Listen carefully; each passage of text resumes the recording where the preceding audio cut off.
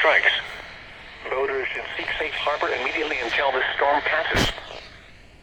A severe thunderstorm warning remains in effect until 2:45 p.m. for east central New Haven and southern Middlesex counties.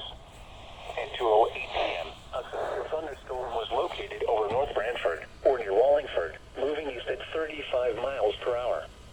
Hazard, 60 miles per hour wind gusts and quarter-size hail. Source, radar indicated.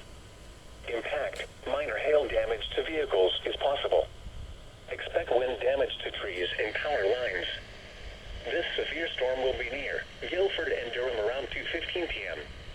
Killingworth and North Madison around 2:25 p.m.